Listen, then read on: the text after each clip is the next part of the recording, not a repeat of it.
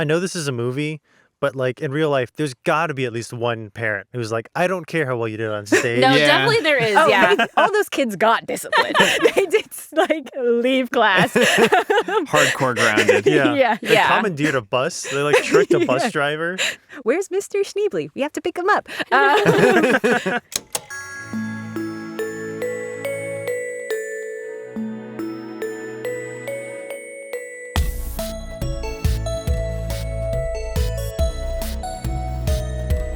Good morning. And if it's not morning, I'm sorry. And welcome back to Nostalgia Club. My name is Jino, and I'm here with my two co-hosts, Michael and Victoria. And today we have a very special guest, one of my friends from high school. Yes. Is that accurate? That's we didn't go to accurate. high school together. We did not. But we knew each other in high school. Yes. And what's your name? Hi, I'm Mitra. Yay! Woo! And today we are talking about a movie that Mitra has suggested called School of Rock. Not the School of Rock, as it said in the movie, but just School of Rock? Just School of Rock.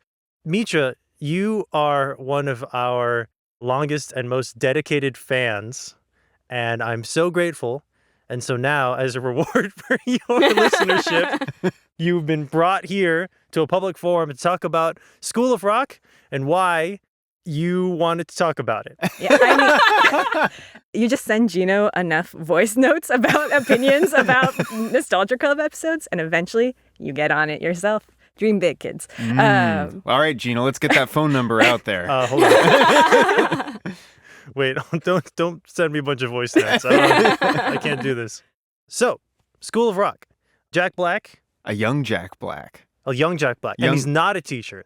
Yes. Famously not. Young Jack Black, aspiring musician, failing musician, takes a gig as a substitute teacher to pay his rent and bamboozles. Impersonating his roommate. Yes. And best friend. And bamboozles a bunch of children into learning to rock, loving to roll, and entering into a contest for $20,000. Why School of Rock, Mitra?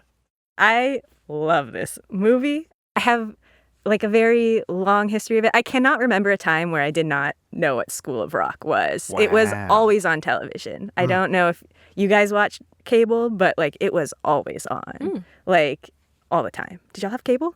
I didn't have cable. Okay. Yeah. But you didn't watch? I had seen it before, but when I think of like movies that are always on cable, I'm like The Fugitive, stuff like that. Maybe we were watching different channels. Maybe, yeah. The second Jason Bourne movie.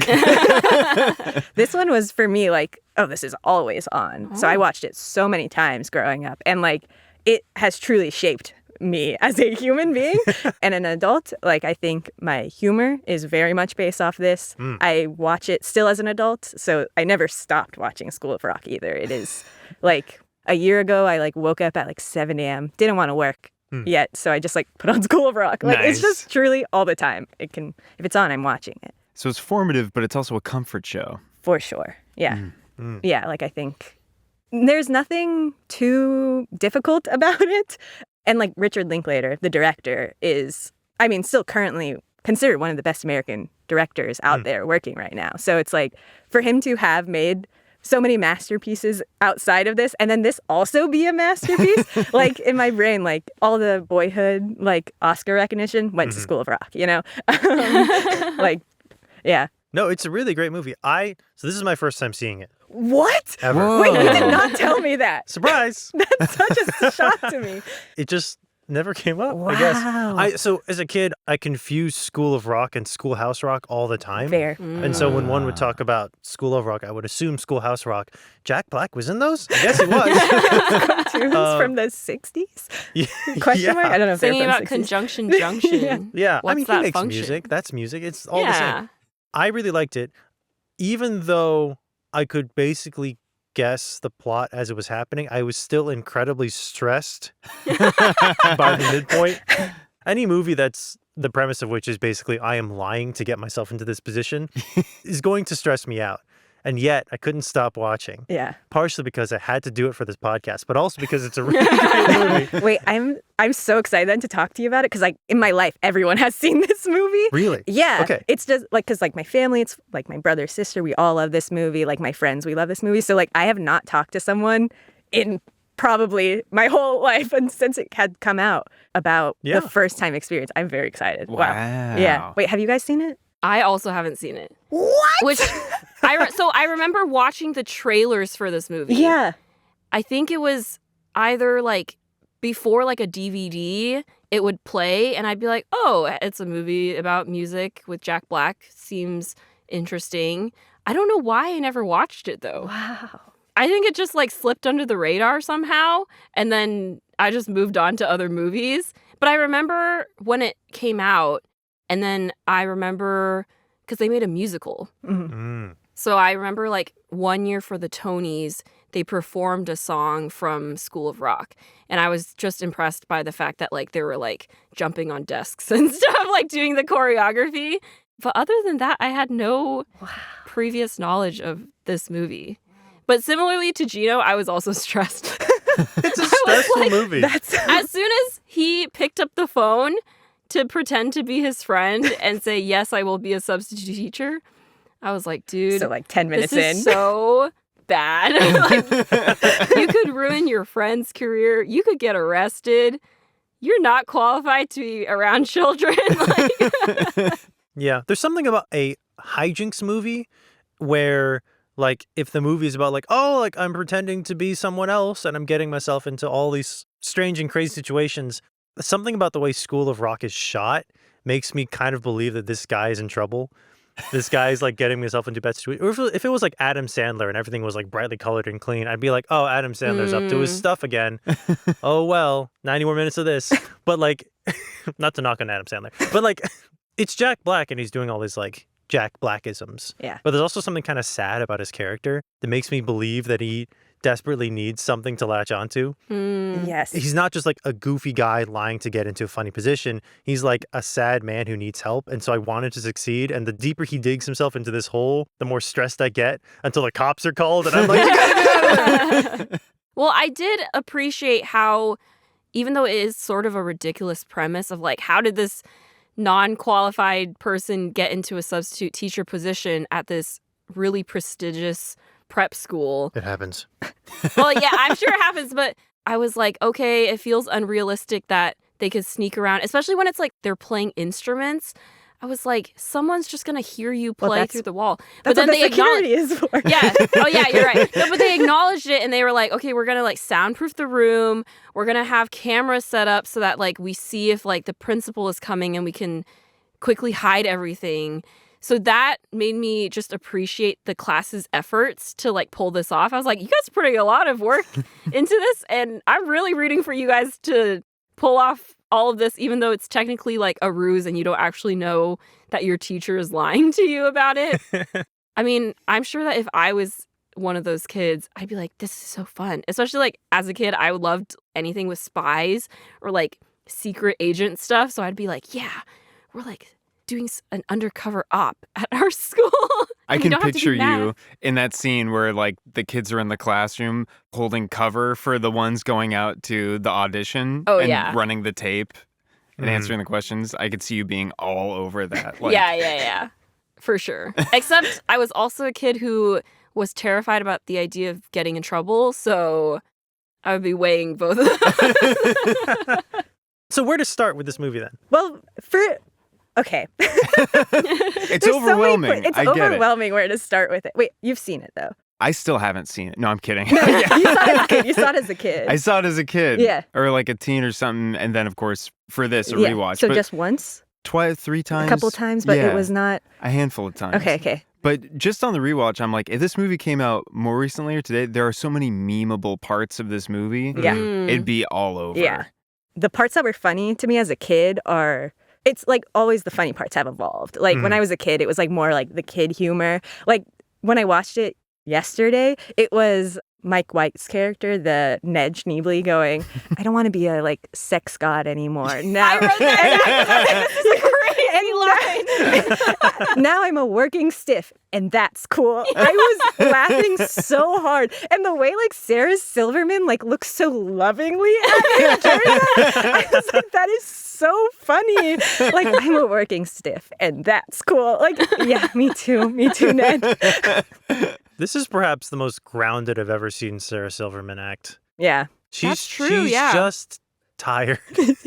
Tired of this man. Yeah. Also, honestly, I think on successive rewatches, I've been like, maybe now I'll get why Sarah Silverman's character is in the wrong. But every time I'm like, she's kind of right, though. She is kind of right. I did feel like calling the cops on him was a little bit excessive, but I also understood because it's like he is teaching kids and he's impersonating like her boyfriend. So like I get it, but I also felt like try and like talk to him first and then maybe call the cops if he's really like... I think she's been waiting to call the cops That's on him true. for Yeah, like she really was like a long immediately time. picking up the phone. And she does like push Ned around a bit too much, but it's also like, I don't know.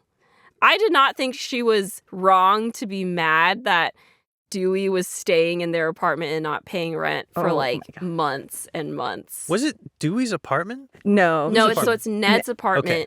and then Dewey lives there, and then since he got together with Patty, her name is, she's like been increasingly more irritated with the fact that he lives there and doesn't pay rent and doesn't have a job, etc. Mooching. But Yeah. of course, he serves the community with his rock. I thought it was fun how passionate yet vague. I keep wanting to just call him Jack Black. Just call him Jack Black. How passionate yet vague Jack Black was about his rock activism.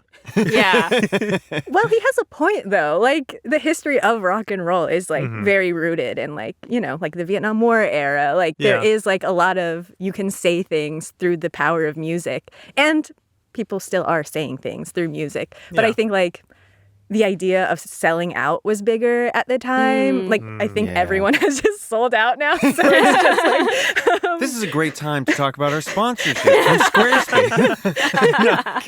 A couple decades ago, it was easier to make a living, or at least a partial living, just doing like small town shows and stuff. But now that more venues are being controlled by larger companies and it's just harder to make music or harder to make money using music, like you kind of have to sell out to even make music in the first place at the volume where you would be considered like a prolific artist without just completely just like sacrificing a part of your life.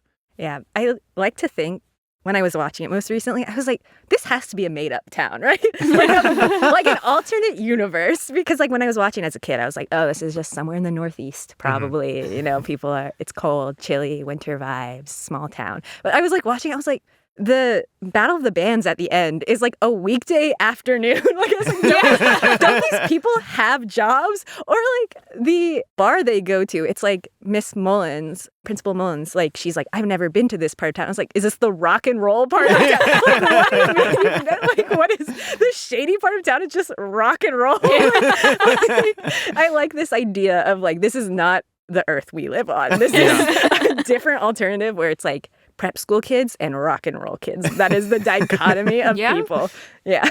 I really liked Mrs. Mullins' character. Yeah. Every scene that we got her, I was more excited to have her in the next scene because it's not like the standard evil principal who just wants to shut you down for the sake of it. She's a very anxious person. Oh my God, I was so stressed watching her. Like, I felt it. I was like, oh my gosh. I don't want everything I contribute to be a quote, but the way Joan Cusack, when she, after they go to the Battle of the Bands, and she's been yelled at by these parents for like the last who knows how long, and she's like, I need to leave. And she just goes and stands in the corner. Yes! Breaks my heart. And then she she finds out all the kids have gone. And then she comes back into the principal's office and she walks super calmly and she goes, so I've just been informed that all your children are missing. And she claps. She's like smiles and claps. And the way she delivers that, like, I just like... That is a woman who is like, was already at the end of her rope and then lost everything and was just like, you know what? I I don't even care. Like, nothing matters. I'm just going to go in and tell these parents who are already extremely mad at me that I've lost their kids. Like, at this point. The image of her, like, standing into the corner was so funny. I felt it so deeply. But, like, Michael said, like, if this movie came out, like, more recently, everyone would be using that as like a reaction image. Honestly, I'm probably going to use that as a reaction image now. Yeah, it's like just it's so relatable. Yeah. Should we do like a little bit more of like a plot summary? Maybe. Oh, sure. I can do one. Yeah. No, I'm just kidding. No, You probably are the most like qualified.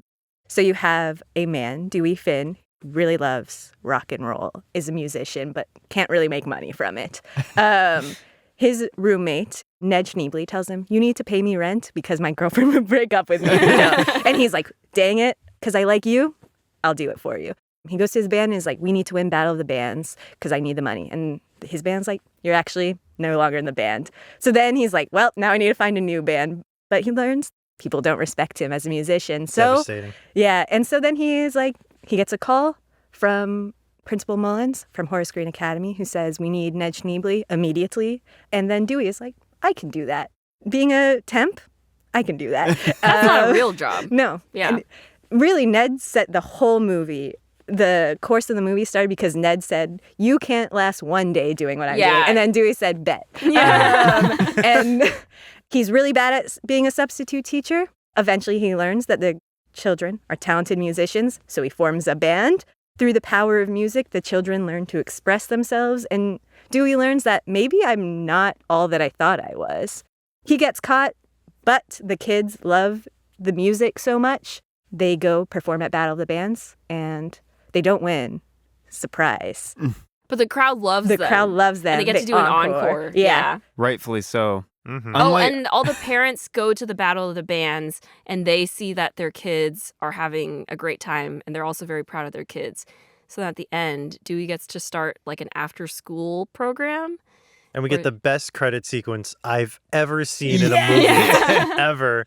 That at the end, they just straight up break the fourth wall, which is really great. The guy needs to come clean the sticky stuff from the floor. It's like made to watch in a theater, which I think is so cool. Yeah. Ned also ends up teaching guitar lessons at the after-school program, which is such a cute. Here's So a C cute. chord. I know, and then the those really tiny kids. You're like, yeah, that's close enough. No, it's great. Also, he specifically like tricks the kids because all these kids are like super like academically minded and they're like, but we want to learn, like we need to stay on top of our grades. And he's like, grades don't matter. But then he decides to like frame it as like, oh, like we're going to be doing like a music competition against all these other schools. And that's how the kids like buy into it. And they each have all their like different roles and it's really fun. Yeah, he assigns everyone Yeah. roles in the band. Just because you're not in the band doesn't mean you're not in the band. Yeah. I think the demerits and like what sort of messed up system, the gold star demerit system that like Jack Black is like, what kind of school is this? And he rips it up. Yeah. And like Summer, like, A very small Miranda Cosgrove. oh, she's so cute in it. Like, She's really good. Yeah. Miranda all the Cosgrove has kids. always been good. Yeah. I love when they like very specifically, you can tell, direct the kids. Like there's a scene where she's like waiting for Dewey like in the morning and she's like leaning against a tree. She's got like a beret on her head and she's like twisted her mouth so far to the right in like this expression of like irritation that you can tell the director was like, more. That is exactly how I think of that scene where it's like, you didn't think of that. Someone else told you and you took it and you made it so good and so adorable with your tiny little mouth in the corner. No, the kids are so good. I can't imagine how difficult it must have been to cast kids who can both act and play music really well. Yeah. That must have been an insane feat of the internet wasn't huge back then. Walking through malls and asking parents if their kids can act. I don't know. Yeah, I do wonder how the kids were found. Do you guys have a favorite kid? I was really excited about Tomika when she does her singing at the end. I was like, yeah, let's go. I was like so pumped. I thought Freddy was funny. I love the scene where they're like pretending to be terminally ill. Yes. Lying on the street. Like that was funny already. And then like right afterwards, like Jack Black's character comes out and is like, we did it, we got it. And they're like all cheering. He's like, wait, stop. You're supposed to be like ill. And then Freddy falls on the ground again. Everyone starts hacking and coughing. I mean, He was terminal. so committed to the bit. And I was like, I gotta respect it. Yeah. Yeah. Tomika also stands out for me. Although mad props to the girl who's the bassist and pretty much just gets picked to be the bassist and then stands there the whole time. Yeah. Also, made to be the bassist after playing an instrument that is not a bass. Not at all. No, the line where he was like, it's basically just a cello if you turn it on its side. And I was like, no, it's not. I know. When I became aware of instruments, and I was like, oh, no, those are very different instruments. Yeah, they're super but different. All she had to do was G. Like, That's right. Anyone, honestly, anyone could have done that instrument. No offense to Katie. She became probably a skilled bassist after. Bass is pretty cool. Yeah. It's really refreshing. I mean, the movie has been out for a while, but for me, it was really refreshing to have like this genre of like, oh, teacher comes in and inspires the students, and the teacher is like not someone you would expect. And it's usually like a very like calm person comes in and like changes the lives of a bunch of rowdy students. But now we have a rowdy man coming in and changing the lives of a bunch of really good students and making them worse. Not worse. No. More enthusiastic about life. Yeah. They learn so much about themselves. Oh my God. Sorry. Yeah. No, it's Like, great. I've seen this movie probably 100 times. And I like was crying yesterday watching. It like Oh. still makes me cry. Like the parts I cry to are the first time that you see Jack Black making a difference. When Zach, like the guitarist, like he's been told by his father, you can tell he's like has a very strict parents. And like he'll just say, yes, I'll do that. Yes, I'll do that. Yeah. Like robotic is the word that like Jack Black uses. And like the first time that Jack Black sees like his dad like kind of discipline him, and he just is like, that's not cool. So he goes in and is like, you've been doing great. But what this is about is sticking it to the man. Like, and then you get the great scene. Right now I'm the man. You're going to tell me off. And you have Lawrence out of nowhere goes, you're a fat loser and you have body odor. And Jack Black actually looks hurt. And then you have Billy. And then he's like, okay, now we're going to move on. And Billy goes, I hate you. And, then, and it's like, you're tacky and I hate you. And then Jack Black in that moment is like, see me after class. And you're like, oh, whoa, that's him being a teacher in that moment. Yeah. And then he like, through song, he like tells Zach, stick up for yourself. Like you can stand up to your bullies, even if that bully is your father, but like you can stand up for yourself. And then afterwards, Jack Black at lunch is like talking to the other teachers, getting along with them too. Yeah. Sorry, so many thoughts in this tip.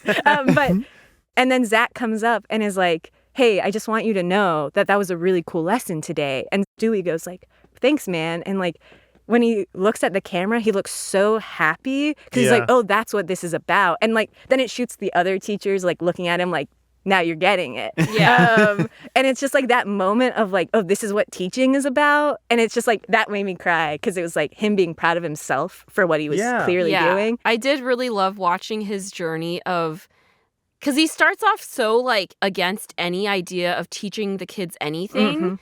He's just kind of like, no, like we're just here for the vibes. Like I'm going to do my thing. You're going to do your thing. And he's basically like a babysitter, which is why he says Ned is a babysitter. So that's his approach to teaching is like the kids are doing stuff and I'm just here as an adult to supervise. But then he starts realizing like, oh, actually like teaching when it's like something that I'm really passionate about. Then he like gets into like history of rock and roll and he starts like writing on the chalkboard. The Bonzo goes to Bitburg. There's like a schedule for like they're gonna learn some history. He gives them homework. Appreciation. Yeah. Sorry. I will stop doing all the quotes. No, it's You're perfect. so allowed to Cover do the them quotes in. because they're really great. Like genuinely, like so many of the quotes that you said, I actually wrote down because when I was watching it, I was like, that is such a funny line, or like that's a crazy line, or like that's a crazy thing to say. I was gonna write them down. I was like, I know them. Yeah. I don't need to write them down. Yeah. So yeah, it was just really fun to see him like genuinely get really invested in teaching. And like I think the great thing is he doesn't even realize it. Like there's no like big moment where he's like, wait, I like being a teacher, like where it's almost like he has to tell the audience that he's like changed as a character, but you just get that because you see the way that he changes around the kids and changes his approach to being in a band too. Because I think like at the beginning he's very like self-centered. He's like, this is all about me. I don't care about anyone else. Like I want to do my sick guitar solo. And he does get those moments, but he also like allows like the students to like take their spotlight because he's like, I love being in the spotlight. I want you to also have that experience of being in the spotlight. Yeah, and I think the moment in the beginning with the class where he's like, you will not fight me for creative control. Or like when he's trying to get Ned to come back to join him in the band. And he's like, I have vision coming up the butt. But then in the end, he's like, Zach, I think we should do your song. He's like giving up creative control. He's like, actually, I'm not the best at this. And it's like the children that made him realize that. It's like the growth is subtle. Like, it's not subtle. It's very obvious. But it's natural, and it's all through action and interaction. Yeah. You can just see the progression. Yeah. Just for all of them. For Dewey as well as, like you mentioned, for the kids. They're very buttoned up at first. I love the demeanor of the kids in this and how they have that level of passivity where it's like, I'm in school and the teacher says we're going to do this. And they have attitude about it, but they're not about to like care too much where it's like, all right, I'll go along with this. But by the end, you can see them developing distinct personalities and investment. Yeah. If the kids are realizing who they are, you have Dewey starting from that position, like, I know what I am and what I want to be. And then, oh my gosh, it's Kung Fu Panda 3. And yeah, literally becoming a teacher. Yeah. And having that moment where, I mean, it's sort of funny because it's like, man, you just have this incredible fixation. All you needed was like a captive audience to like talk to about your like your life's passion. But yeah, that whole transformation at the end. And Jack Black does so much work in this movie. I feel like half the time I'm just watching him like do something with his eyebrows. Like I just have to entertain a room full of kids. Yeah. Dance around and be fun and strange and weird and make jokes. So many long uncut shots of Jack Black, just antics across the screen. I have to imagine they shot this movie as chronologically as possible. I wonder. Because like you can sort of, I mean, maybe it's really great acting and directing, but you can sort of see his relationship with the children develop, not just as characters, but like as actors. Like that's the reason why I really love the credit scene is because like by the end, you can tell it's just like him and the kids like having fun and getting along and like riffing off each other, like as friends and as actors. So it was just really, really cool to see. And also I know they did like a 10-year reunion too, where they got basically the whole cast back together to play some of the music from the movie again. Oh, that's so fun. And I think 2 of them just got married. Did y'all know this? What? No, I didn't know. Oh, yeah. Freddy's friend, whose name I cannot remember, the one who sits in the back corner, the security guard. Yeah. Him and Marta, the one that can hit an A over high C, or C over high. That's an amazing. A over high C. They got married, like, I don't know how recently, but like a lot of the cast was there. That's so cool. That's incredible. That's special. The other part that makes me cry always is when Tomika comes at the end in the Battle of the Band and sings. And like I a couple of times on my 99th rewatch, like a couple of times ago, I was like, oh, like I knew this was coming because I know this movie so well. But like there is no lead up to this. Yeah. Like this just happens. Yeah. And like the moment where she comes and sings and like, you know, she brings a house down and it turns and it's her parents. Yeah. And for anyone who hasn't seen the movie, Tomika, like, in their audition scene, she, like, brings Jack Black over, Dewey, and is like, I can't sing because, like, people will laugh at me because I'm fat. And Jack Black's like, you're talented. Like, like people will respect you because you're talented. Like, no one will laugh. And he's like, I'm chubby. I like to eat. Is that a problem? And, like, she's like, okay, I'll sing. She is the best singer. I was like when she goes up to Dewey in the class, like after class one day, and she's like, I don't want to be a groupie. Security. She's like, I don't want to be security. He was like, okay, so like what would you like to be? And she's like, I want to sing. And he's like, okay, so like sing for me. Let's hear it. And when she actually sang, I was like, oh, she's like really good. Yeah. Really good. Yeah. Yeah. And she's shy the whole time. Like she's not, she obviously like doesn't really like talk to people. And in that moment, also you can tell when like after all the like parent night stuff happens and the kids are like, what do we do now? And like she stands up and like tells Freddy like, no, we worked hard for this. Like Freddy is taken aback. It's like obvious that she does not talk a lot. Yeah. In that moment when she sings and like it turns to her parents and her parents look at each other and look up. I like cry every time because I'm like the way I'm not just saying it, like no. I'm like actually crying. The way they look so proud of her daughter is like obviously she's someone who's hasn't come out of her shell. And like they're like, oh, like music, singing is like the way she can express herself and who she is. And I think it's like the pride in their faith. Again, these parents, they're shown in like 1 second. So I'm getting a lot from this second. But like It's an like, important shot. It's so important because I think it's like the whole movie is this moment where it's like, oh, these parents are realizing the kids are not just like these things that are like you can do your will to. Like kids are humans, you know, like they have thoughts, they have opinions, they have like personality. In that moment, it's like they probably, I've created this whole story. They like know what Tomika is because that's their daughter. They're proud of their daughter. But like for the first time, Tomika is like showing everyone else like I am something to be proud of, you know? And I think that's what they recognize in that moment. I love that moment so much. So wait, were you guys surprised when she sang? What was that like watching it for the first time? It was awesome. Yeah, it was awesome. Definitely like my favorite moment of that whole performance. Like you said, it was really unexpected, but like because they built it up so well with her arc, it was a really great payoff.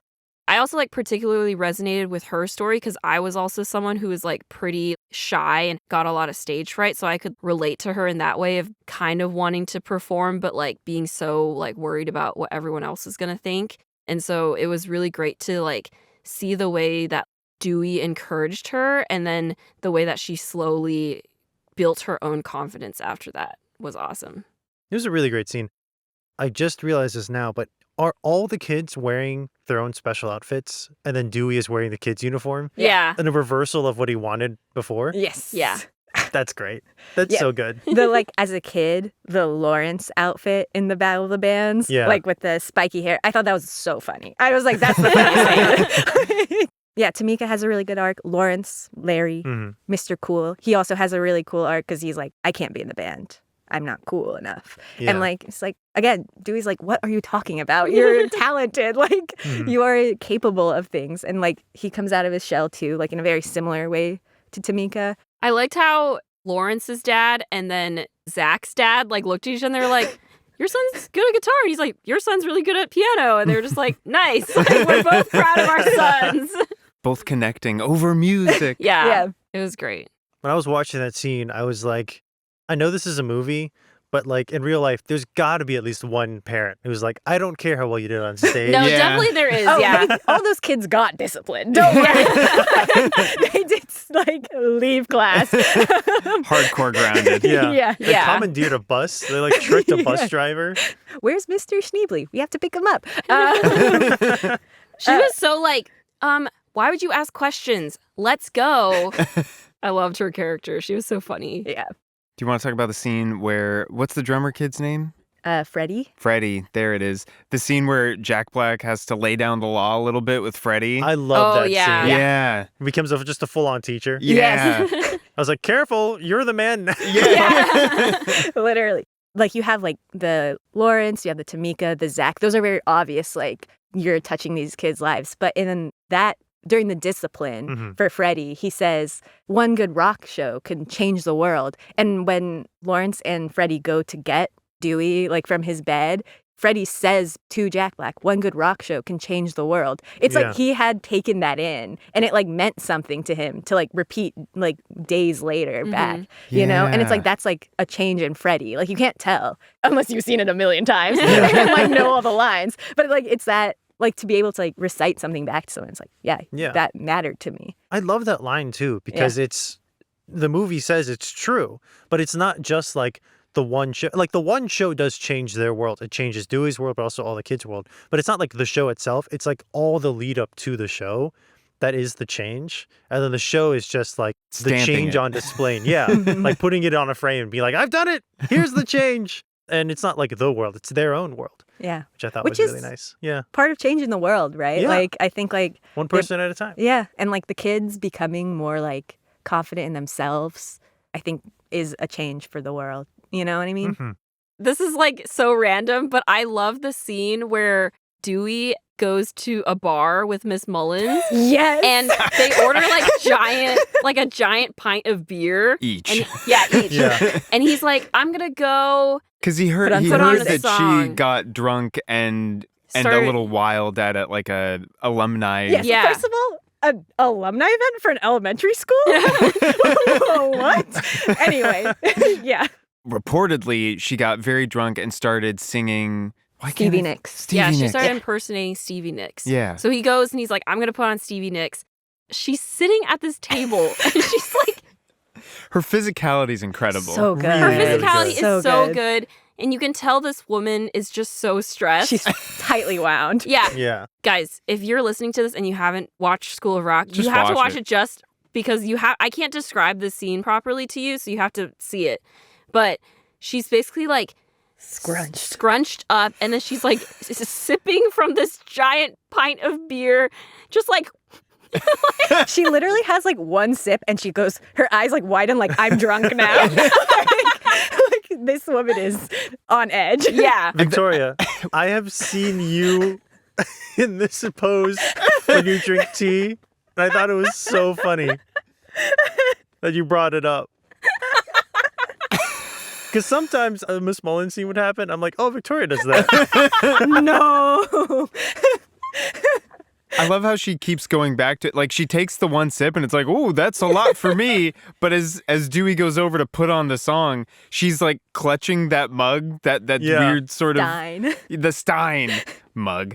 She's clutching the Stein in like that, scrunched forward kind of fingers splayed over away, and she's just like she's not lifting it off of the table, she's just tilting it towards her and just like drinking more and more and just like, I needed this. It's like it's the size of a large bucket to her. Yeah. This is devastating because I do. No, I think she's so relatable. But she is. I do know what it's like to be extremely stressed and feel like you have like all the like if I was her and I felt like all these parents are watching my every move and they're just waiting for me to make a mistake so that they can like tear me apart, that would stress me out too. But like, yeah, definitely her physical. Like I still think about when she went into the corner. Yeah. Like that's just so me. Yeah. I think my favorite scene of Mrs. Mullen was that one seemingly random snapshot of her in the principal's office disciplining a child in the very beginning of the movie. And at first it's like, oh, she's berating this child. But then you look at her and she's like, no, she has no idea what to do. And you're just like, do you want a hug? And her like hug looks like an attack and the child sprints out of the room. The kid does such a good job when she's like, I'll be good, I swear. And you're like, both of these people are having the worst time Of their lives. And this is a very subtle, like, the way Dewey finds out about Miss Mullins loving Stevie Nicks is like in the teacher's lounge. Miss Mullins comes and announces there's parents' night. Are you talking about when she's talking to the Yes. other teacher? Yeah. And, go ahead. I forget the details. It's so specific, but it's like putting a sandwich on a tray that it was not meant for. Turkey sandwich on the peanut butter and jelly tray. And I know that you know how serious this is. It's like that is such a good and like Dewey's like, is she always like this? Because that is like it's the way she's so scared. And it is to be fair, some kids, it is a serious problem. Yeah. They have peanut allergies. I get it. But like the way she's like nodding, it's like, yeah, this is a little intense. Because at first she's just like, oh, while I have you here, can I like talk to you? And I thought it was going to be like about something like curriculum or like student grades or something. And then it cuts back to her and she's like, and like the peanut butter being next to the jelly. I was like, I love how she can, so good. even when she's like trying to discipline someone or lay down the law, she still seems like she's drawing back. Yeah.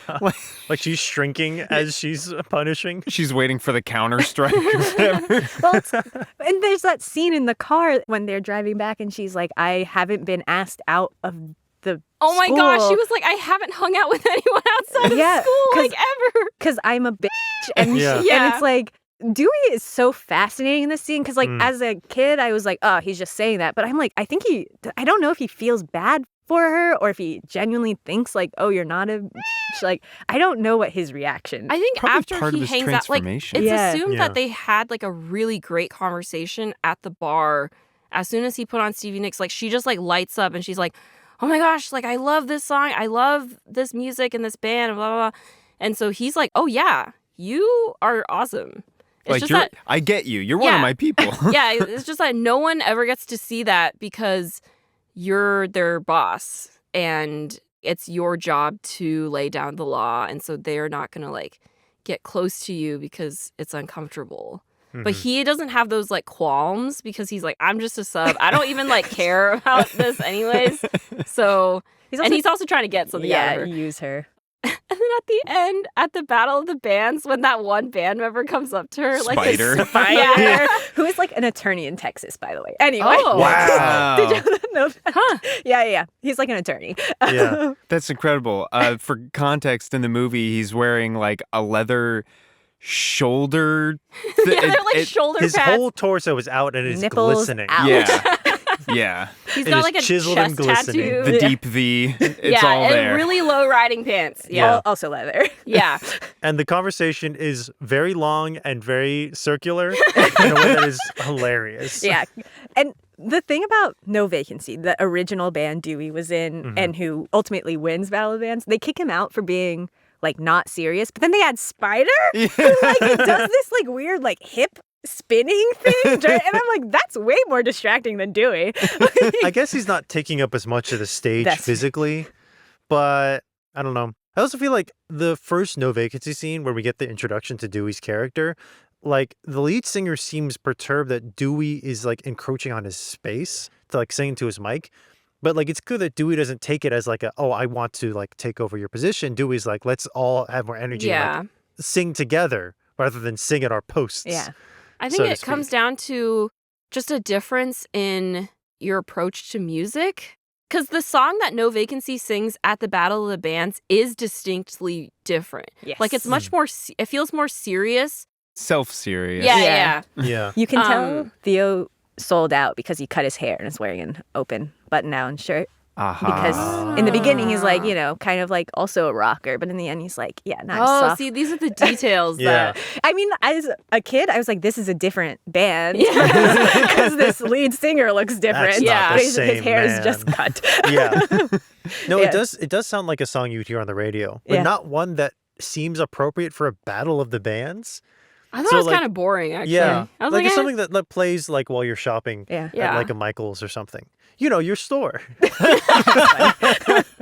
Anyways, he hits on Miss Mullins and she doesn't get it. And it's really funny. But she's also feeling it, Oh, clearly. yeah. Yeah, she's just like, what's I going don't know on? what to do Yeah. with this. He has one strategy and she has no strategy. And so it's like not working, but it's also going the best it could possibly be going. I At a remember, certain point, he's just like, "You're hot," and she's like, "You're warm." yeah, in elementary school, is like I liked the like younger jokes. When I was becoming like a teenager, I really liked that scene for some reason. I was like, yes, this is funny. That is interesting, like, since you've watched it so much, like, Every throughout, era of my like, life. Yeah. all these years of your life, like, were there, like, different takeaways you had when you were older versus when you were younger? Yeah, I think I didn't take it any sort of serious as a kid. Yeah. You know, like it was just fun. And then like now I'm like, oh, like this is all about people changing, relationships changing, like the joys of teaching. Like that is not something I cared about as a like 6-year-old. Like, okay, I've buried this lead a little Okay. too long. Fun fact about me is that my first childhood crush was Jack Black. Oh. Well, this makes a lot more sense now, Yeah. doesn't it? It actually wasn't this movie, technically. It was Kung The Fu Holiday. Panda. Oh, okay. It was The Holiday, which I watched so many times. Very formative age. I was like, oh, Nancy Myers, you have a correct idea. Jack Black, sex god, yes. No, I was not thinking that as a child. But like, I was like, oh, this is a cute guy. First, like, childhood crush. So Of very course. innocent. Yeah. But like, I was like, I had this idea. I watched School of Rock a lot, though. And I was like, wow, I would love for this guy to be my friend. And like the scene, oh my God, we haven't talked about the scene where he's like, to make a rock band, we have to talk about our childhood influences. And he like has the kids say their childhood influences and they go, Christina Aguilera. What? No. Puff Daddy. Wrong. And then Liza Minnelli. What do they teach in this place?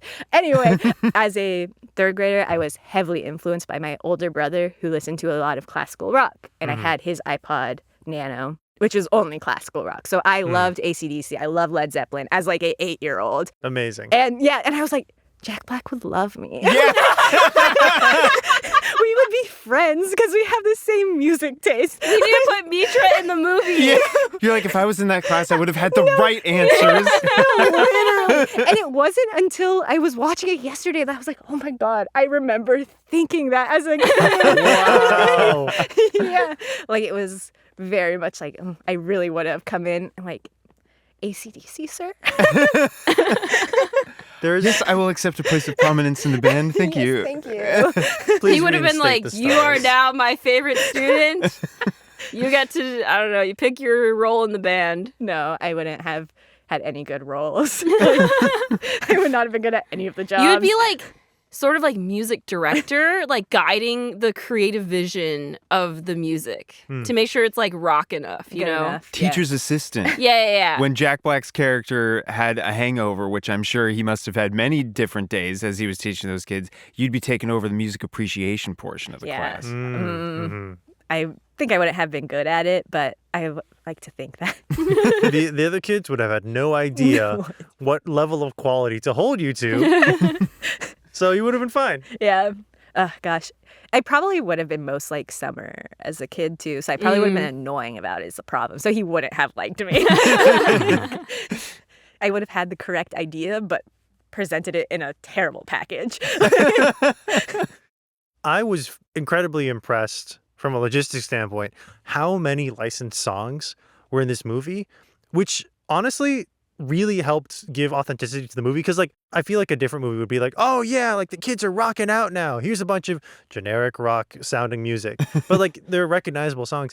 I heard a story about how Jack Black and like the whole cast like sent a video to Led Zeppelin to like please let us use the Immigrant Song. I didn't know Because that. at that point, they were notorious for not letting anyone use their music in movies and stuff. And Jack Black was like, I'm going to make a personal plea, surrounded by children, please let us use your music in the movie. They literally did sort of the Battle of the Bands ploy to Led Zeppelin, Yeah. where he was like, me by myself may not be able to get this thing that I want, but if there's an army of children who are very adorable behind me, maybe we will win their hearts. And they're all rocking out. They didn't have to use the immigrants. So he did have good faces when he like turned around and like, you know, and Yeah. his eyebrows and mouth were doing the Jack Black thing. I think it was just because Jack Black is so passionate about like music and rock music specifically. And so I think he was like, we need this many really recognizable rock songs to like give this movie a sense of like authority almost on the subject. And so I think, I imagine he was like, we need the Immigrant Song because it is one of the most recognizable songs to like the general public. And then Thor happened. Yeah, because like AC/DC, the Ramones, Mm-hmm. Led Zeppelin, they definitely. I can't imagine the licensing budget, or they asked really nicely. Yeah. Maybe that was the ploy. Mm. It's just, all right, round up the kids. We're requesting another use. I could see it working. Yeah. Yeah. Think that worked for us? If we want to license the music at our next show, Kidnap some kids. No, children Hire actors. some children. Actors. You are in LA. yeah. Well, Bring if their we do it parents, over too. audio, maybe we don't even need the kids at all. I think that's a little creepier. We have a bunch of children here. They're Hello. not. Just use your regular voice. Yeah. Hello. Just use Victoria's Hello. regular voice. Victoria has been cast in at least one role based specifically because you could sound like a child in your performance. Have I? Yeah. Oh, yeah. But it wasn't like a really young child. Right. But the director was still like, oh, we cast you because you can do a convincing child voice. Like a child performance. preteen. Yeah. That's my limit. What were we talking about? Oh, yeah. Getting music licensed. Oh, yeah. Getting children. I mean, I do think like sometimes bands or music licensors or whatever can be convinced if like clearly like the people involved in the project are like super passionate and genuine fans or like love the music or whatnot. So I could see them being like, for you guys, we'll give you a cheaper licensing fee or whatnot. Mm-hmm. So their budget was $35 million. That seems low. Yeah. Yeah. Yeah. Well, I guess there, not too many locations really when you think about it. Yeah. There's something really charming about how this movie looks. And maybe this is just my nostalgia talking, but there's a like certain era of between like the 80s and like the 2010s of like mid to low budget movies with like good actors and really good scripts. Yeah. And they're sort of just like running and gunning it in these like cheaper locations that they can get. And you can kind of tell like the whole time, okay, I'm watching a movie. You're not like super immersed in like the mise en scène. What is it called? I think that's it, Yeah. right? Mise en scène, yeah. But there's like a charm to that I really miss in modern movies where everything looks like a little bit too clean. Yeah. Everyone's a Mhm. little bit too polished. Their hair is a little too washed. There's no Yeah. grime on the chairs and the tables. Yeah, like yesterday I was like, wait, there's a hamster in this class? Wait, there's a hamster in the movie? I'm pretty sure there's a hamster cage. Whether Oh. or not there was a hamster in there, not sure. Hey, It was very like a essential quick shot. to classroom learning. Yeah, Gotta hamsters. have a hamster. Yeah. Probably Summer takes care of it. Probably that. Mhm. Yeah. Yeah. One kid we haven't talked about, who is, I think, one of my favorites, is Gordon, who does the lights. Oh yeah. Did Gordon also do, which kid did the graphic design? It has to The be animation? Gordon, Yeah, I think. it's gotta be yeah. Gordon. What is So talented. So talented. Future animator, future Yeah. whatever he wants to do, honestly. Yeah. Like, that looked really good. Yeah, and like, because like in the beginning when the class is not happening and he's like sitting, he has a laptop, which already like, because what is this, 2002? 2003. That's very abnormal for Yeah. anyone to have a laptop. Yeah. A fifth grader to have a laptop especially. But then like in the end when he's like doing the show and he's like, all the cues are to the other song because they were going to do the Dewey song originally. And Jack Black's like, I trust you. You're good at this. Go improvise. Yeah. And it's like he crushes it. And what I like is that they have shots of him in the booth. Because like Yeah. we got Yeah. lesser film would not have included that. Yeah. But they were like, no, every kid here is talented. Yes. Yeah. Even the ones backstage doing the lights, doing the animation, every crew member. They were it like has a doing the role. smoke machines, Mhm. which They was had a a good Marco callback shot. to when Jack Black first does his like vision of what the performance is going to look like. Yes.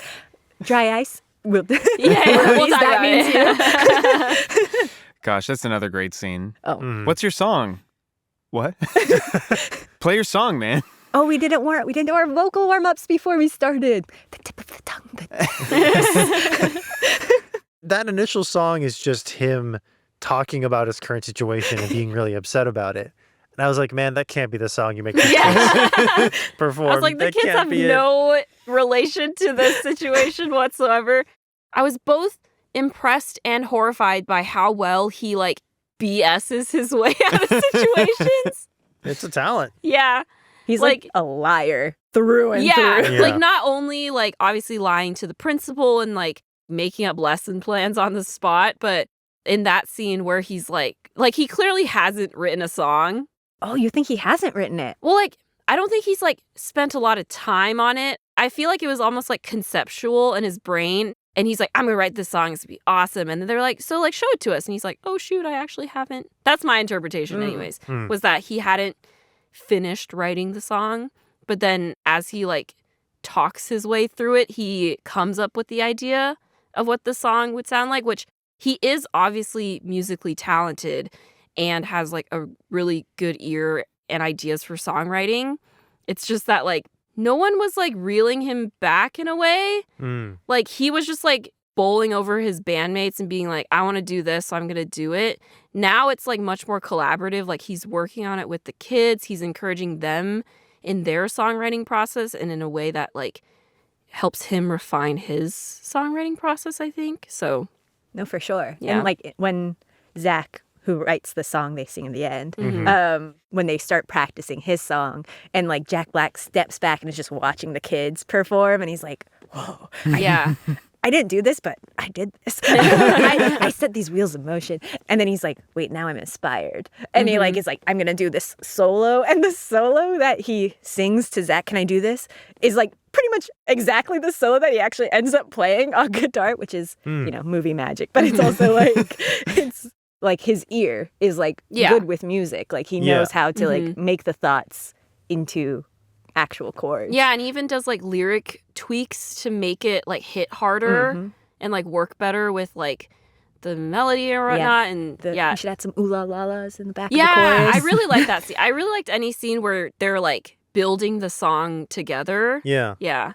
Like he's clearly very good at what he wants to do. He's just pretty bad at the rest of it. The making money part. Yeah. Just he didn't think he had to do. Yeah. He said at the beginning of the movie, he owes how many months of rent? 3 months? 6 months? Oh, I don't think he ever paid rent. Well, I was thinking about this too. I was but like, how much is this rent? Well, because I think someone says like $2,200. Yeah. I was Patty like, says you owe us $2,200, and I was like, his rent is not that expensive then.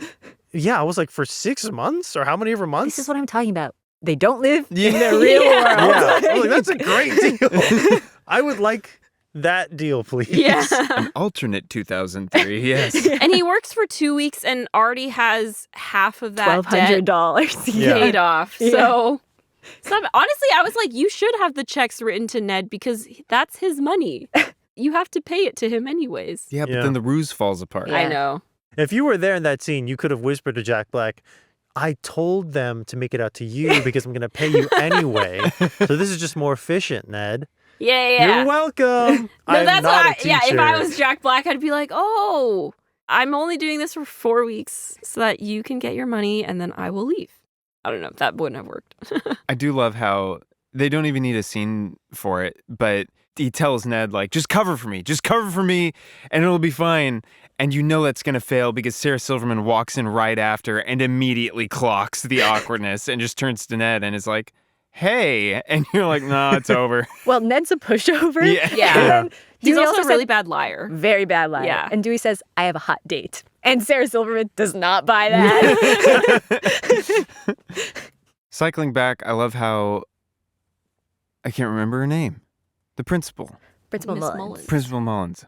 I love how in that scene in the van, you realize, because she has been quote unquote the man Yeah. in the movie parlance, and then for her, the man is the parents, and all it takes is an afternoon drinking and listening to music for her to be like, I'm so sick of the man. Yes. Everyone hates the man. Everyone hates the man. I do love the scene where, again, the kid whose name I cannot remember, when he's sitting with the two rubies, Yeah. and they're like looking all cool. Freddy just got in trouble for looking too punk, and she walks away, and he goes, Principal Mullins, you're the man, and she goes, thank you. It's so cute. And then they They laugh giggle with each to other. it. Yeah, it's like he also is so, that little kid is like so from like the East Coast, like 40-year-old man in his like child's body. Anyway, the way like the conflict kind of didn't resolve. Like he gets caught and just runs away from the cops and is just at the apartment when they get back. Like there was no I did find that consequence. I surprising. know. I was Yeah. surprised that the parents didn't press charges. No one pressed or- charges. Yeah, but like movie magic. or Yeah, whatever. the cops somehow didn't catch him. Like he just got both guitars in hand Yeah. and The ran cop in the was just too bamboozled by the situation. It was like, what's going on? Is that Jack Black? At the time, he wasn't. I mean, he was Jack Black, but he was still like he wasn't Jack Black yet. You know? Yeah. Yeah. He hadn't done Kung Fu Panda yet. His metric for Jack Blackdom. They didn't make a sequel, but didn't they make some TV shows based on School of Rock? Yes. Are they like direct chronological continuations, or are they just inspired by School of Rock? Is this a high school musical? Oh, Well, what's the name of that thing? That show? High School Musical, the play, the movie, the musical, play, the movie, the musical. series, something like Based that. on Wikipedia, it is based on the original movie, and then it premiered on Nickelodeon with 3 seasons. The premise is basically like the same thing. Like Dewey is a substitute teacher. He is a down-on-his-luck musician who uses the language of rock and roll to inspire his class to form a secret band. So, Oh, so it's like a remake, maybe? How do you make that 3 seasons, though? I can't imagine the ruse going on. I think Unless- they Yeah. draw it out more, maybe? I have to imagine the movie's plot ends at the first season, and then they somehow find more content for the next 2 seasons. Yeah, like, but the ruse is over. Yeah. So I guess he eventually does it. Well, they probably, you add drama and then subplots. Subplots about characters Two having of the kids have to- disagreements with each other. You good, Michael? Well, yeah, no, I'm fine. Sorry. I was scrunching my face as I was speaking into the microphone. No, I was just imagining, because I'm like, this movie ends in such a wonderful place. It would be a bummer if they like tried to continue it and then like add further complications to the lives of these kids as they get older and have different spats and things. You know? Yeah. So I'm wondering if that's what the show does. Like, perfect. We've rounded it out where the original movie ends. Now time to make it more complicated and have these kids start disliking each other for the sake of plot. I'd be like, stop. I mean, so just based on the episode description for episode 1 of season 2, it starts by saying, after their victory at Battle of the Bands, they still have to keep their band a secret. Interesting. Oh, okay. And Dewey leaves, and then they have like a new substitute teacher.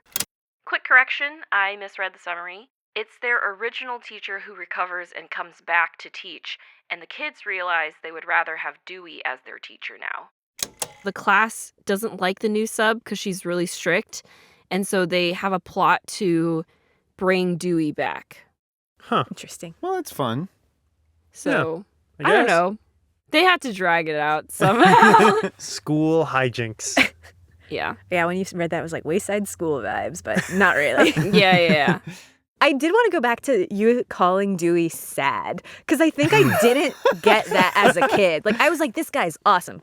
Jack Black crush. But, like, Yeah. I think, like, as an adult, I'm like, he is really, like, what a pathetic man. Yeah. He's like desperately trying to impress these kids with the song he's making up on the spot. Yeah.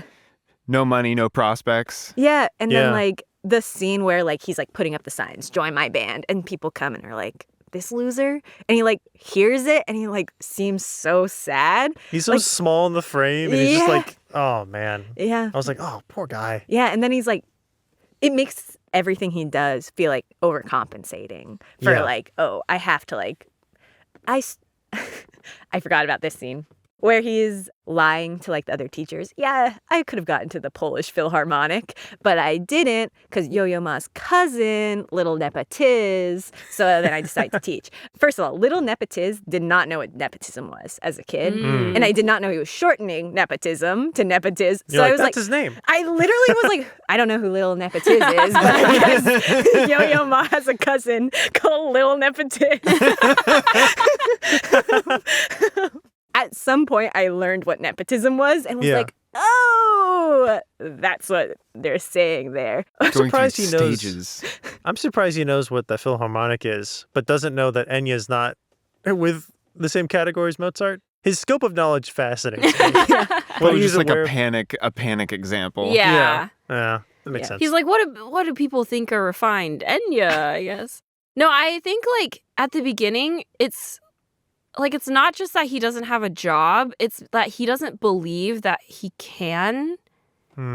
Because I think you can tell from like context clues that like he wasn't great at school and like probably didn't have like teachers who believed in him like how he believes in these kids. And so just got like his self-confidence really beat down. But I think like for him, he's like, well, at least like I've got my music and like as long as I make it big with music, everything's fine. But like I don't think he actually like believes he can do anything other than music. So it is like very impactful for him to like realize he doesn't have to give up music to find something that he is good at or enjoys doing, but also like that he is capable of doing something with like a greater purpose in his life. Yeah. He's standing very tall on principle with a very narrow structure underneath his feet and desperately balancing on it. And then when he teaches the kids, that structure fans out to create a much more solid base that covers more ground, and he becomes a much more like well-rounded person. Yeah, I'm happy for him. Yeah. Well, what'd y'all think of the last song? I mean- Zach's song is so good. It was yeah, great. it's great. Like- Yeah. Well, this is one of those things where it's like, unlike Alvin and the Chipmunks, the Squeakquel, Right. the right. song that they perform that gets everyone super amped is a really good song, and I believe it when they start chanting for them to come back out. Yeah. Because everything at the song and their presentation is like, yeah, I would want to see them play again. Yeah, way better than No Vacancy. Yeah. I was falling asleep during that one. Yeah. They didn't have any graphics. No fog machine? A little too much alliteration. Yeah. Like spider guy kept thrusting at me. No, thank you. Uncomfortable. Like the song itself is so good. Like hopefully it gets stuck in your head, so you just rewatch the movie to get that. Oh yeah, sorry. If it's okay to pivot slightly, that just reminds me, like, have you watched the musical or like listened to the musical music? You saying there was a musical, I was like, oh yeah, there's a musical. Like I totally forgot it Because existed. on the drive here, I decided to like listen to some of the music from the musical, and it's fun. Like Miss Mullins sings a song. There's like a couple like Horace Green Academy songs where like the kids sing, like obviously like contrasting with like the rock music. Theirs is much more like, we go to this academy, like that type of thing. The school fight song with all the fight removed from it sort of thing. Yeah. It's fun, and I hope that one day I'll get to like see the musical, or maybe there's like videos on YouTube. But... It's sort of the perfect movie to adapt into a No, musical. it really is. Yeah. Like, it's got like the perfect premise, like lots of like great moments where like characters can burst out into song. Yeah. And it makes sense because they're in a classroom with lots of instruments. So, works out. Repeat scenes in the same like setting, just classroom. Yeah. So set dressing's easy. A lot of them are long scenes, so you can... Not a lot of costume changes. Just wearing their uniforms. Yeah. And then one big one at the end. You were saying, the song at the end. That song, I think, is like one of my favorite movie songs written in a movie. Well, you know what I mean? Yeah. Like, it's like a character wrote it. I think it's like so well done. And the song like being a reflection of the whole movie, like, but not in a corny way. Because it's like Zach has written about this experience of being in Ned Schneebly's class, like made it a metaphor. And it's like, it should have been, honestly, not good. It's like actually like as a song, like, oh, this is catchy. And when you mentioned like the edit that Dewey made, like, change lyric to like rock got no music, rock got no rhyme. Yeah. Rock got no music. Rock. Cut that. But, sorry. That is from the It's Always Sunny podcast. Did y'all listen to that? No? No? Okay. It was a running joke that whenever they said something, they go, cut that. Anyway. But they kept it in always. Yeah. But yeah, that like edit, like it's like a good song. And the Tomika moment, again, always really gets me. Another thing I liked about this movie, is that as a kid, like they say ass like 4.5 times, 5 times. Wonderful. Which is like really exciting as a kid. They said one of the words. No, literally. Like, and it's like cute. And like in the song, they say like, kick some ass. But And it's the crowd like, goes wild. Yeah. Yeah. Parents are like laughing. Haha, my kid just cursed.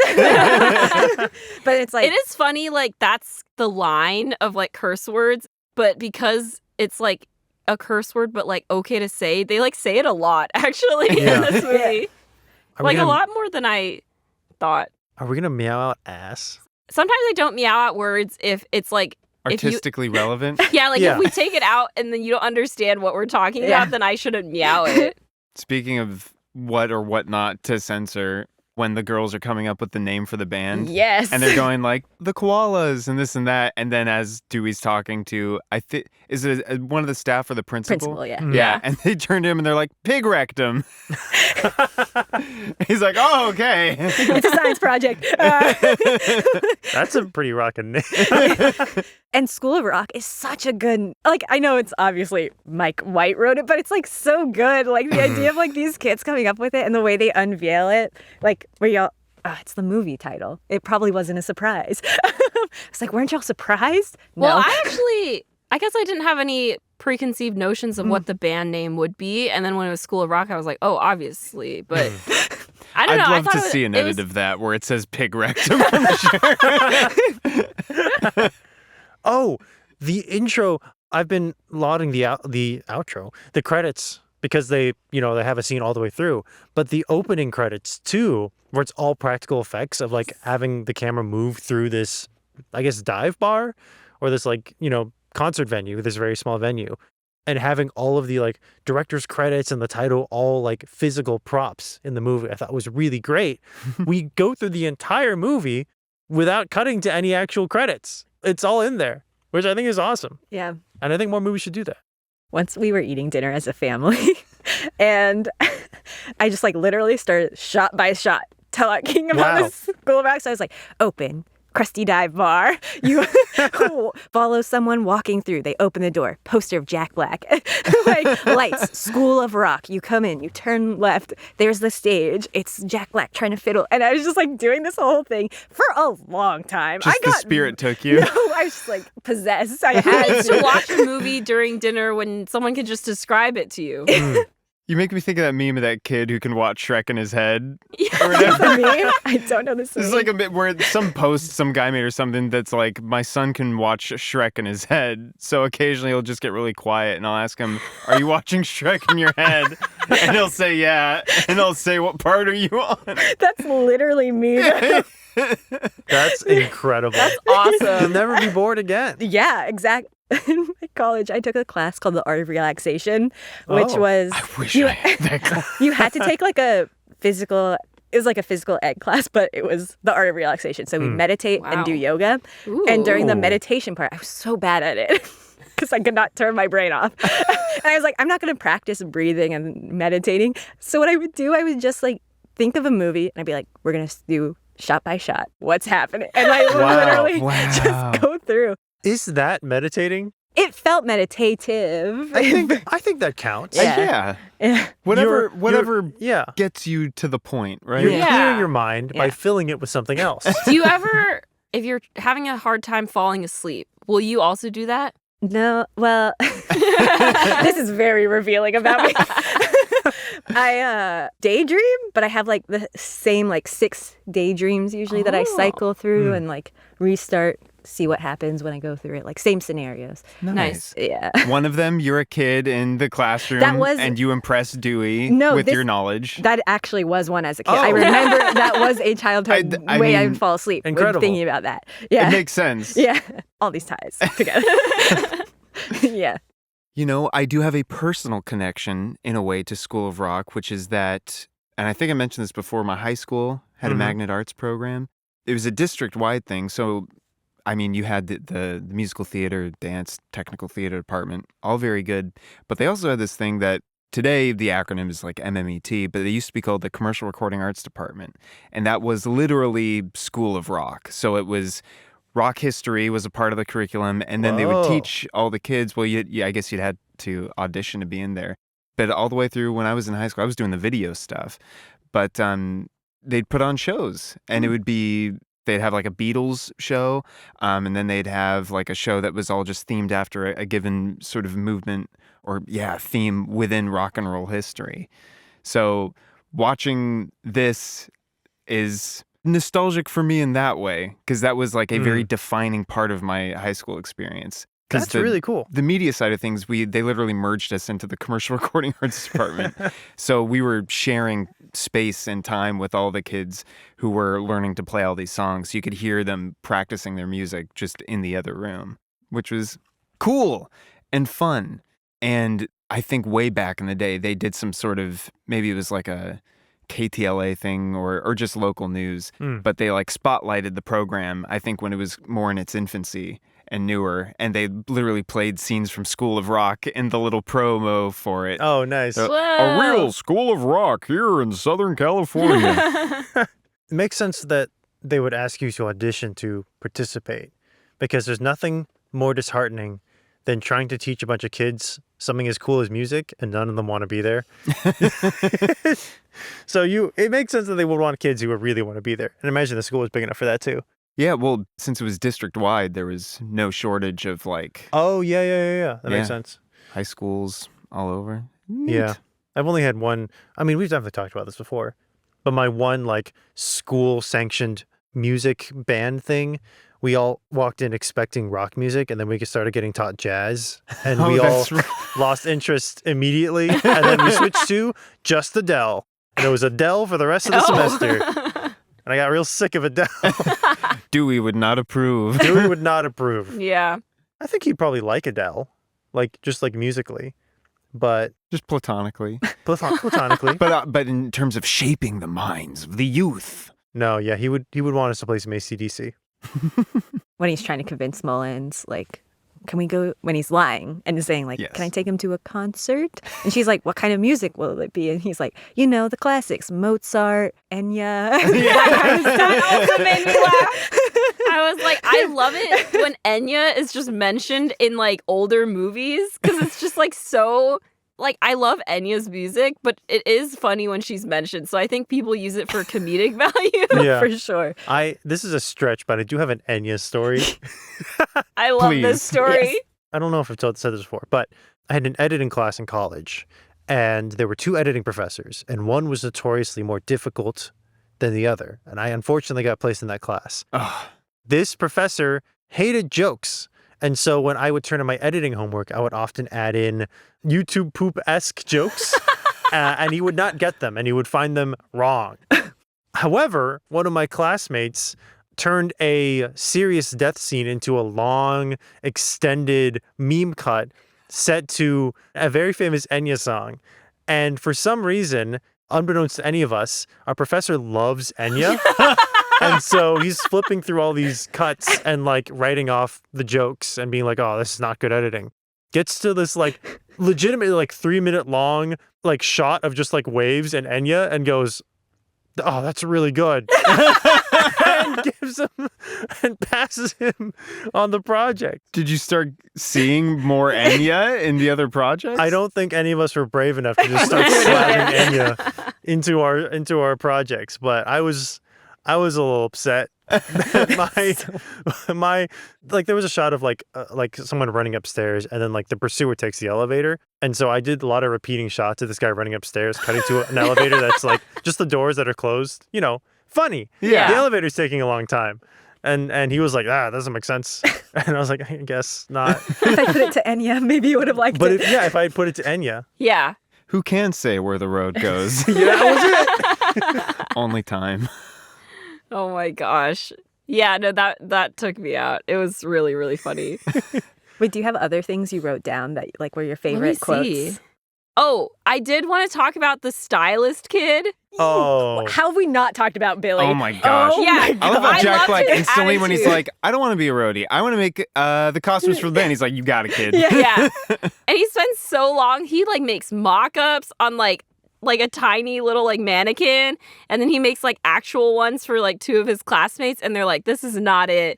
And he's like so face mad. when he like lifts his arm. He's like, look at what he's Yeah. done to me. But I just loved his whole attitude, Mm. especially like at the end where he like hands Dewey a bag and he's like, you said you wanted to go with uniforms, and he's like, I didn't like this, but you got what you wanted, Yeah. and it works out great. And then he's the only one wearing a uniform, Yeah. which I think is great. An ironic twist. Yeah. He Yeah. is now a part of the system, but he's made it his own. Yeah. It's also like when he's like, it's fab, it's glam. It's like it's like evoking like glam rock. He's like, there is a Yeah. like, I have been inspired. And then when he hands like, the uniform, it's like, this is now an AC/DC inspired, like with Yeah. their costumes. Yeah. Billy is so, oh God, he's like such a perfect little character. Like, I love his, No, he's great. He doesn't have an arc, but he has enough personality to push back against Dewey in a way that Yeah. like Dewey can't quite handle. And he's so he the just sort of only one who does not seem to be like with Jack Black's whole thing in the movie. Because Yeah. like all the other kids are like, yeah. And he's like, I hate this guy. Like, this guy's the worst. Look at that bow tie. Like, he dresses bad, he's gross, and I can't make him better because he refuses. yeah. Yeah. I still love that. You're tacky and I hate you. It's so perfect. In the scene where someone hears music, someone rats on the class, and like Miss Mullins comes and they have to do like the, fake song. Oh, yeah. And he's like, math is really cool. And then like he's like doing the like, quick math with the kids, and he goes like 6 times 1 billion is, and like Marco does like little fingers. 6 billion? I don't have fingers. Like, it's so cute. Okay, another one I wrote was at the very beginning, he like holds up 3 fingers and he's like, read between the lines. And I thought that was funny. I've heard that one quoted a lot. People might, Yeah. when I was in school, really love that one. Is it from this? I don't know. Yeah, I don't know either. But Maybe it's kids just in my one of those elementary things. classrooms were like doing it so much that the teachers had to step in. They were like, listen, just because you're not actually doing it doesn't mean we don't know what it means. You have to stop giving each other the bird. This is another Miss Mullins quote in that bar scene where she's like, and you're sure you don't have any coffee? Oh, quite sure. yeah. Mitra, you should totally do an adaptation of School of Rock where you just voice all Do the characters. all the characters. I think it would be really great. A dub. Yeah, A dub, yeah. thank you. Like I said, I know this movie too well. When I said this plus Ratatouille is 50% of my personality, did that seem too low? Maybe it's a little higher. It's rising as we speak. Yeah. No, it's great. And then lastly, I really loved that in the final Battle of the Band scene when like the audience is like calling out, they're like booing because no vacancy won, but there's one guy who's like, no vacancy. Yeah. And the person in front of him like hits him. Like, not the time, man. Every band's got at least one fan. I just respected the dedication. You know, like he's like, I liked No Vacancy. They deserve to win. Everyone else is booing.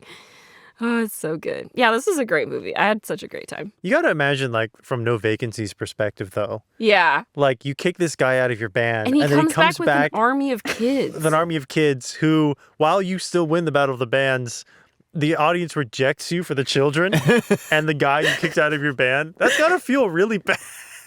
That's how you know that they've sold out. Yeah. Yeah. It's like, all right, we've won the Battle of the Bands. We're probably on our way to some manner of like success, signing with some sort of label or whatever, but we've lost the people.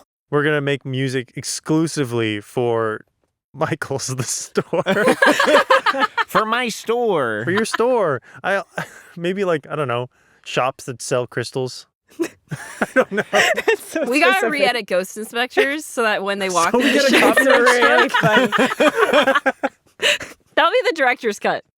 It'll be our secret cut that we don't release. The director's cut. It's against the law.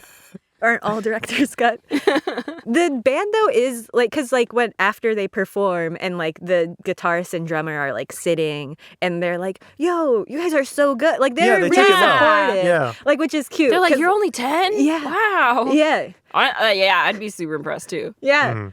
And it's like, yeah, I used to play classic. Now I play electric. Like, yeah, I'm being cool right now. It's so cute. Oh, one more like really tiny detail I loved was there's like a very short shot of Zach at home practicing like the electric guitar moves that Dewey taught him, but like on an acoustic guitar. Yeah. I mean, that Because his dad montage- is like, you can't practice rock anymore, but like you can tell he's like at home just like silently like still trying to embody like the rock movements, even if it's like with his acoustic guitar, even if it's silently, he's still doing it. that montage is Yeah. chef's kiss. Really so good. And again, so impressive that the kids play their instruments like for the film. Yeah. Like really mind-blowing. Yeah. Mind-boggling. Specifically in that credits sequence where they're just focusing on each one, and I'm like, oh, we're getting, because for the bigger performances, it's more a little more focused on the spectacle. But when it's just them in like that little room, and it's just camera sits on Mr. Cool laying out the keyboard solo, Yeah. and I'm like, ha, nice. They're really going. They're rocking. Yeah. One of the few Miss Mullins moments we haven't mentioned is when she goes backstage to see the kids and Jack Black, and he's like, "You like the show?" And she's like, "I'm horrified. It was great." She's going through every feeling so quickly. She's literally like, I think in that moment, she's like, oh my God, I think my career is ruined and my life is over. But also, I'm so proud of these kids. And like, they put on an awesome show and that revitalized my like love of music, et cetera, et cetera. She's like feeling all of that at once. And she's just like, As an administrator, terrible. But as Yeah. an educator, how wonderful. yeah. Yeah. Yes, so I really do true. think Miss Mullins is one of my favorite characters. Yeah. She's just so funny. I can't get over her drinking the beer. Yeah, and the scene where she asks Dewey to like go to parents' night together, and she's like, not as a date, but I'm relaxed around you. Is so what a sweet thing to tell Yeah. someone. Like, I'm relaxed around you. Yeah. Thank you. Oh, my heart. Yeah. Do we ship Spider and Miss Mullins? Do we want them to? I was actually surprised because I was assuming that it was going to lead to maybe like a Dewey and Miss Mullins moment. Mm. But then I was like, okay, I'm glad that it didn't, because it didn't necessarily have to be Yeah. romantic. And then with Spider, I was like, sure, if that's what she wants, like, go girl. Like, happy for you. Well, you seem like you've been stressed for so many years now. This is Yeah, like probably maybe what you do need like a hot rocker boyfriend. Sure. It was basically one thought in his mind. Yeah. It's the very yeah. I don't want to insult this man. I don't know It's him. fine. He's a lawyer. He's I'm a sure lawyer he's in not Texas. He litigious. could come after me. I had no idea, y'all. I've not seen it. So I'm so happy. And My no, it makes it influence better. is just, Yeah. this is how I can change the world. You guys watch it. School of Rock.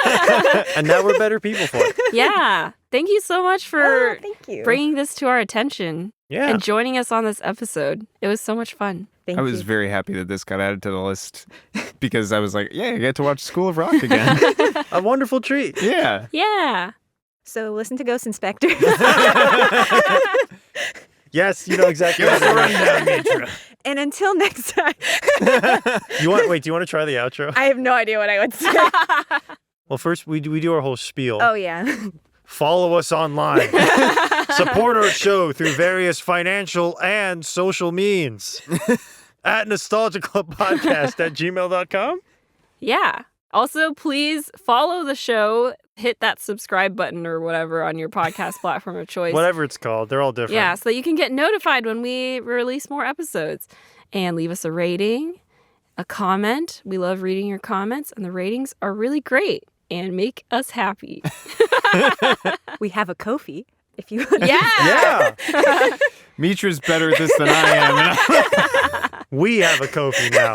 Proceeds go to Mitra. Write to me. Get me a coffee. And until next time, I pledge allegiance I pledge allegiance to the band to the band of Mr. Schneebly of Of Mr. Mr. Schneebly. and will not fight him And will not fight him for creative control for For creative control. and will defer to him on all issues related to the musical direction of the band. And It we'll will defer to defer him to on him all on all issues issues related to the musical direction of the band. Band. Let's get rocking!